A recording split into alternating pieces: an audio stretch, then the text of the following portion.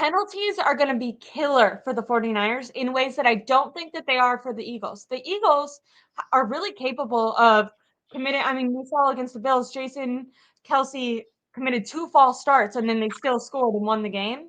Where the 49ers offensively can look really like a juggernaut, but on the game, on the drives where they do have a false start, some sort of penalty, um, some sort of flag, those are usually the drives where they end up not scoring. And this is a team that's been scoring on most of their, majority of their offensive possessions so far.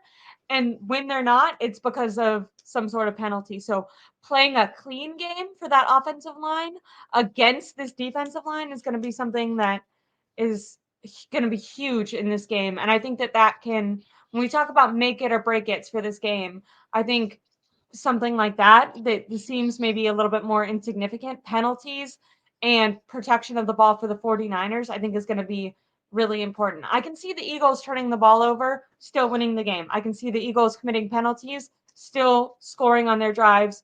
And I think for the 49ers to win, which I do agree with you, I think it's possible that they'll win. Previously, at the start of the year, when I just looked at the game schedule, I had this as a loss in my brain. This week, I've because of the rest, because it means more, all that, I can totally see a pathway to victory for the 49ers. But I do think that they're going to have to play kind of like they did against Dallas. I think they're going to have to play their most clean and their best game for all 4 quarters in order to win. And I think it's possible because when they are playing their best, I think they're the best team in the league, way better than the Eagles. I just don't think we've seen them play like their best for all 4 quarters. Usually it's like one half, And to be fair, that's all they've needed in a lot of these games. But this one, they're definitely going to need it all the way. I know that was a side note before going on that, but I just thought about penalties really quick, Yeah. and I thought we No, should I speak think, on. though, real quick, one point that you made that I think is very important is penalties and the way that they've kind of gone. Everyone knows the 49ers struggled with penalties early in the year. I think that was true. And I think, I mean, if you still look at statistics overall for the season, 49ers are at the bottom, near the bottom of the list. Probably, I think they're 22nd overall in penalties. Philadelphia, on the other hand, they're top 10. They're at number 6. They give up, or they allow 5 penalties a game, and San Francisco is around 6.5.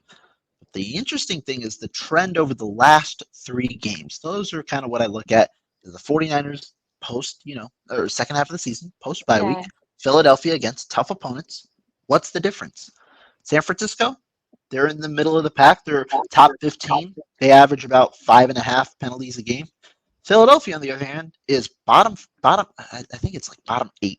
They give up 7 penalties a game. So Philadelphia has been penalized a good amount, over the last 3 weeks. San Francisco, not so much compared to their, regular, or compared to the norm over the first few weeks. So interested to see how that trend kind of plays out, because you are right. Penalties are a huge portion of the game, especially with the way the 49ers play. They serve as drive killers. So we'll see how it goes. I like that. I like your strategy of looking at the last 3 games versus looking at the season totality because it does change so much. And I do think it is important also to consider the opponent. Um, but we'll go to the over/under game now. I'm sorry for taking that detour.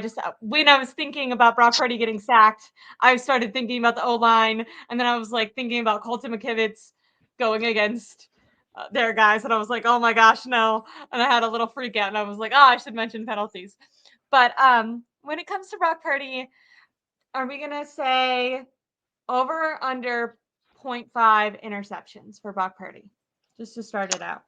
Yeah, I think interceptions. I mean, when you look at it, Purdy had the stretch of interceptions, had one this past week. So he's, I believe, now at 6 on the season. I mean, this past week's one was pretty ugly. Talk about it getting batted, and then it ended up in the hands, obviously, of a defender. But if you look You know ahead what's at so this, funny? Just to interrupt you yeah, really quick. go ahead. When the 49ers lose versus when they win, the story of these things are so interesting. I almost forgot that, I didn't forget, as soon as you mentioned it, I thought of Kyle Shanahan discussed it. I've heard it discussed. I remember it. But, when I've been reflecting on this game, I totally forgot that Brock Purdy threw a literal pick six, which is the worst play. But it's just because the 49ers won. If they lost, that would be something that people were mentioning all the time. So interesting. Yeah, no, I think that that's a good, like, that's an important thing. I think that it's intriguing. I think it would have had a lot more a lot more importance had the 49ers not been up 23 or 24-3 Yeah, at the because time the pick it six happened. served as like there was like a weird momentum shift for a second in that, like, obviously they were always kind of down, but I think maybe PTSD 49er fan in me or something. There was a momentum shift where you were like, oh no, like they're kind of getting back into it. But unfortunately the Seahawks have Geno Smith, who, although Yeah. just did well against the Cowboys, he's never shown any sort of life against the 49ers. Geno is not a good fit against the 49ers defense. But we'll talk about interceptions. I'm going to go for the under. I don't think Brock throws a pick in this game. I agree with you, first of all. And I also think that, like I said, I think that that's going to be such a key for the 49ers if they want to win. We'll go over to Jalen Hurts when talking about interceptions, then over under 0.5 interceptions. Jalen's an interesting case. I already talked about his turnovers. He has 10 interceptions on the year. You look at the way that Jalen's kind of played in the last few games, been able to get his team to win, but he's thrown a few interceptions. I think the 10 is skewed. He's had three. He had three against the Jets. He had two, I believe, in week 2. I don't remember exactly who they played, or 2 or 3. But Jalen has thrown a pick in each of the last 2 weeks. Brock has thrown one, or thrown one of the last 3 games. And if you look at it, the reason I'm kind of just basing all of these on statistics that I kind of have thought about this past week. Philly doesn't intercept many passes. They intercept half a game. I believe they have 5 on the season, or no, 6 on the season. San Francisco, on the other hand, they're number 1 in intercepting passes. They average nearly 1.5 a game. I'm going to go with over here because I think that Jalen Hurts, there's going to be one pass where you consider it could be in the most inopportune situation ever, a Hail Mary at the end of the half. But I will go with over zero point 0.5 interceptions for Jalen Hurts. I agree. Okay, we're on the same level right now. Let's go Nick Bosa, over under 0.5 sacks. Nick Bosa is an interesting case because the 49ers defense has been, doing their thing. And I think recently, especially, it's really kicked off. I think the D Yeah. line has kind of gotten going well recently. Bosa has recorded at least half a sack in each of the last 4 games. You date it back to the last 7, half a sack in 6 of the last 7 games, which is why, despite the matchup, I think that when you look at it, especially with the way Jalen Hurts has kind of taken sacks, he's taken at least 2 in the last 6 games, or I think it's 6 or 7 games. I'm going to go with over. I'm going to go with over. I think Bosa is the one that ends up landing. I don't know if it'll just be on a one-on-one rush. I think the 49ers might have to be a little creative trying to get some things going up. And so that way, I think that you might see some stunts, you might see different things, but Bosa over on the sacks. Okay, I agree with you too. I mean, it's so incredible the impact that Chase Young has had. I feel so much more confident when discussing the sacks that this defensive line is going to get. I could also, I'm saying over for Nick Bosa, but it could be one of those things. We've seen this happen a lot since the bye week, where one guy is causing pressure, which is kind of giving a different player a sack, which is going to lead me to Javon Hargrave. Do you think that he'll get a sack, over or under 0.5 sacks for Javon Hargrave? He's going against his former Ooh. team. I don't know if that means anything to you, Yeah, but no. Javon Hargrave, obviously, he's another guy who I personally think has kicked it up the last 3 games. When you talk about post bye week, 3 sacks total in the last 3 games, pretty good. Um, uh, uh, this is tough, right? When you talk about team overall, I think I'm a little more confident in the ones, but in terms of the players itself, probably be guessing. Um, you know what though? I'll go with over. I don't know if Armstead gets a sack him on injury. It's just all speculation, obviously. But I'll go with Hargrave over because I think there will be at least 2 sacks potentially. I'm gonna assume 3 is kind of my number for the 49ers in sacks this week. And so talking 3, well, I'm going with the 2 best pass rushers is the people who are getting them. I like that. I like that a lot. Now we're going to go, when we're talking about this defense against the Eagles' strengths, do we think that Jalen Hurts is going to get a rushing touchdown? Over under 0.5 rushing touchdowns for Jalen Hurts? Absolutely. I mean, I think that We're that's like, this is just not somehow even bound to happen. I mean, Hurts, when the you most talk about confident we've been all stream. rushing touchdowns, Hurts, like that's like I think happened in at least 75% of the games this year. I think there's only been maybe 3 games in the entire year where Hurts hasn't had a touchdown. So yeah, 75%. Yeah, I think that this one's bound to happen. The 40, I mean, I think you'll be surprised when you hear my score prediction, but of the touchdowns that I have Philly scoring, Jalen Hurts is definitely running for one. Perfect, perfect. Okay. And then we're going to go to maybe the 49ers most the guy that might elicit that same reaction of just kind of the no problem over under CMC you're talking about? point 0.5 touchdowns for Christian McCaffrey. If I were to ever make a parlay, that is the only guy or the number one guy I'm putting on the parlay. Maybe these should be the 2 people. I'll fire up a parlay this week. McCaffrey, Hurts, rushing touchdown, or well, anytime touchdowns for McCaffrey, rushing touchdown for Hurts. Definitely doing it. I mean, yeah, I think so. Perfect. And then we're going to go because this Eagles offense or defense is, I think it's 29th in passing, allow 29th against the pass. We're going to go. Do we think that Brandon Ayuk is going to get the opportunity? We talked about red zone efficiency for the 49ers. Brandon Ayuk, I think, is 40 of 45 ability to catch it when targeted. So do we think that he's going to score a touchdown? Brandon Ayuk over Oh, a under 0.5 touchdown. touchdowns. Um, touchdown will. Or would you It's be more interesting. likely to give it to Debo in this game?